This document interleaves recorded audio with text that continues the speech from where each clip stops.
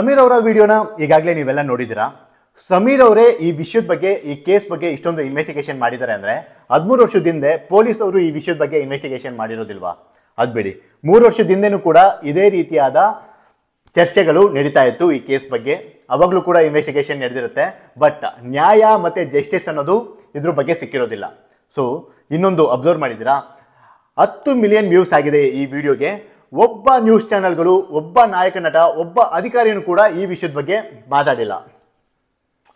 So ನನಗೆ ಒಂದ್ ಕಡೆ ಭಯ ಆಗ್ತಾ ಇರೋದು ಎಲ್ಲಿ ಅಂದ್ರೆ, ಈ ಹಿಂದೆ ಒಂದು ಗೋ ಹತ್ಯೆ ಪ್ರಕರಣದ ಬಗ್ಗೆ ಒಬ್ಬ ಯುವಕ ಹೋರಾಡ್ತಿದ್ದ. ಆ ಯುವಕನ ಪಾಡು ಏನಾಯ್ತು ಅಂತ ನಿಮ್ಮೆಲ್ಲರಿಗೂ ಗೊತ್ತು. ಸುಮಾರು ಜನ ಮರ್ತೋಗಿರ್ತೀರಾ, ಬಟ್ ನಾನು ಮರ್ತಿಲ್ಲ. ನಾನು ಕೇಳ್ಕೊಳ್ಳೋದೊಂದೇ, ಈ ವಿಡಿಯೋನ ಅವರು ಡಿಲೀಟ್ ಮಾಡಿಸ್ತಾರೆ ಸಮೀರ್ ಅವರ ವಿಡಿಯೋಸ್ನ.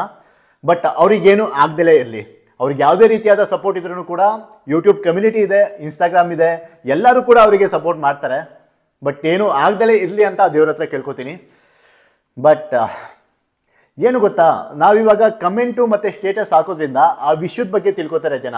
ಬಟ್ ಅದಕ್ಕೆ ಜಸ್ಟಿಸ್ ಅನ್ನೋದು ಮತ್ತು ನ್ಯಾಯ ಅನ್ನೋದು ಯಾವುದೇ ರೀತಿಯಾಗಿ ದೊರಕೋದಿಲ್ಲ. ಏನಕ್ಕೆ ಅಂದರೆ, ನಮ್ಮ ಸಿಸ್ಟಮ್ ಆ ರೀತಿಯಾಗಿದೆ. ನಾವು ಒಬ್ಬ ನಾಯಕ ಇಲ್ಲ ಅಧಿಕಾರಿನ ಆಯ್ಕೆ ಮಾಡಬೇಕಿದ್ರೆ 500 ರೂಪಾಯಿ ಆಸೆಗೆ ಮತ್ತು ಫ್ರೀ ಯೋಜನೆಗಳ ಆಸೆಗೆ ಒಳಗಾಗಿ ಆಯ್ಕೆ ಮಾಡಬಾರ್ದು. ಅದೇ ತಪ್ಪಾಗ್ತಾ ಇರೋದು. ಸೊ ಎಷ್ಟೋ ಇನ್ಸಿಡೆಂಟ್ಗಳು ಇದೇ ರೀತಿಯಾಗಿ ಮುಚ್ಚೋಗಿದೆ, ನೀವೇ ನೋಡ್ತಾ ಇಲ್ವಾ? ಎಷ್ಟೋ ತಪ್ಪುಗಳು ಮಾಡಿರೋರು ಆಚೆ ಆರಾಮಾಗಿ ಓಡಾಡ್ತಾ ಇದ್ದಾರೆ. ಇದು 13 ವರ್ಷ ಬೇಕಿತ್ತಾ ಈ ಕೇಸ್ಗೆ ನ್ಯಾಯ ಸಿಗೋದಕ್ಕೆ? ನೀವೇ ಯೋಚನೆ ಮಾಡಿ. ಕಮೆಂಟು ಸ್ಟೇಟಸ್ ಹಾಕೋದ್ರಿಂದ, ಒಂದು ವಿಡಿಯೋಗೆ ಪ್ರತಿಕ್ರಿಯೆ ಕೊಡೋದ್ರಿಂದ ಯಾವುದೇ ರೀತಿಯಾದ ಬದಲಾವಣೆ ಆಗೋದಿಲ್ಲ. ಸೊ ಡೈರೆಕ್ಟ್ ಆಗಿ ಏನಾದರೂ ಮಾಡೋದಿದ್ರೆ ನಮಗೆ ಹೇಳಿ, ನಾವು ಕೂಡ ಕೈ ಜೋಡಿಸ್ತೀವಿ, ನಾವು ಕೂಡ ನಿಮ್ಮ ಜೊತೆ ಇರ್ತೀವಿ. ಬಟ್ ನಾನು ಹೇಳೋದಿಷ್ಟೇ, ಸಿಸ್ಟಮ್ ಅನ್ನೋದು ಚೇಂಜ್ ಆಗಬೇಕು. ಸಿಸ್ಟಮ್ ಅನ್ನೋದು ಚೇಂಜ್ ಆಗಲಿಲ್ಲ ಅಂದರೆ ಯಾವುದೇ ರೀತಿಯಾದ ಚೇಂಜಸ್ಗಳು ಆಗೋದಿಲ್ಲ. ತುಂಬಾ ಬೇಜಾರಾಗುತ್ತೆ. ಯಾಕಂದರೆ 13 ವರ್ಷದಿಂದ ಎಲ್ಲ ಗೊತ್ತಿದ್ದು ಕೂಡ ಯಾವುದಕ್ಕೂ ಕೂಡ ನ್ಯಾಯ ಸಿಗ್ತಾ ಇಲ್ಲ. ಇದೊಂದೇ ವಿಷಯ ಅಂತ ಅಲ್ಲ, ಇದೇ ರೀತಿಯಾದ ಸುಮಾರು ವಿಷಯಗಳು ಸುಮಾರು ಮುಚ್ಚೋಗಿದೆ. ಇದು ಆಚೆ ಬಂದಿದೆ, ಮತ್ತೆ ಇವಾಗ್ಲೂ ಕೂಡ ನ್ಯಾಯ ಸಿಗುತ್ತೆ ಅಂತ ನನಗೇನೋ ಅನ್ಸೋದಿಲ್ಲ. ಆದರೂ ಬಿಡೋದು ಬೇಡ.